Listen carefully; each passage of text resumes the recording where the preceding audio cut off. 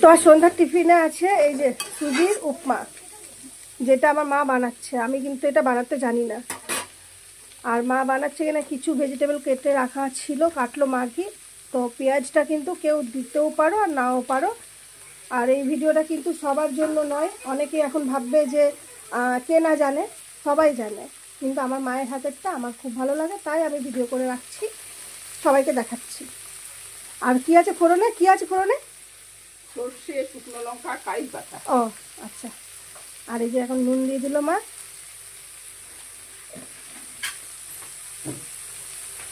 ভাজা হচ্ছে, কি সুন্দর লাগছে দেখতে। একটু হলুদ। আমারও শেখা হয়ে যাচ্ছে এটা, কারণ এটা খেতে ভালো লাগে, করতে পারি না।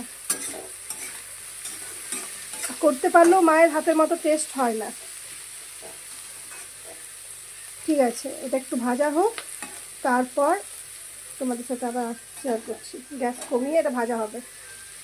সবজিগুলো একদম মানে ভাজতে ভাজতেই সেদ্ধ হয়ে গেছে পুরোপুরিভাবে। এবারে সুজিটা দেওয়া হচ্ছে। এই যে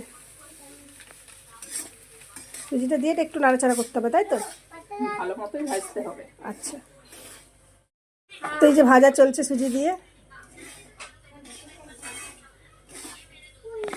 সুজিটা যত বেশি ভাজা হবে তত বেশি টেস্ট হবে, এটাই মা বললো, আমি কিন্তু জানি না। এটাই মা বললো, বলে এটা একটু বেশি করে ভালো করে ভাজা করতে হবে। দেখেই টেস্টি লাগছে। আর স্মেলটা তো আমি শুধু পাচ্ছি, তাই আমি বলে বোঝাতে পারবো না কত সুন্দর একটা গন্ধ এসেছে।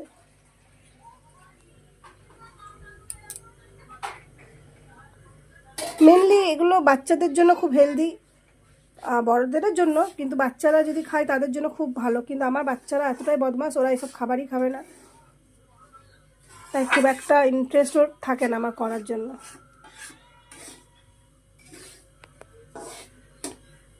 এবার এখানে জল অ্যাড করা হচ্ছে।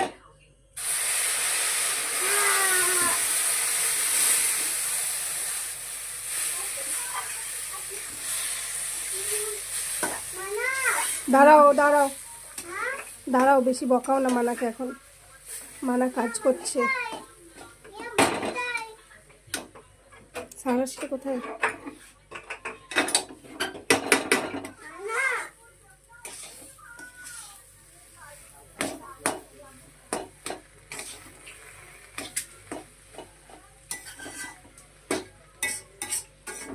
আরো জল লাগবে এটাতে?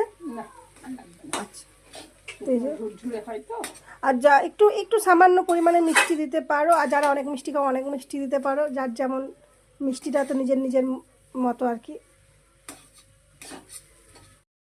তো কমপ্লিট হয়ে গেছে ফাইনালি এটা। এবারে এর মধ্যে কি দেবে? লেবুর রস। এদিকে কিন্তু গ্যাস বন্ধ।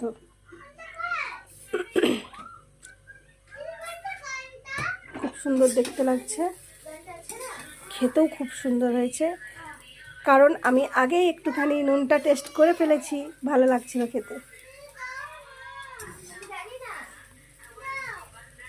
তো টিফিন রেডি, চলো খেয়ে নিই সবাই মিলে একসাথে।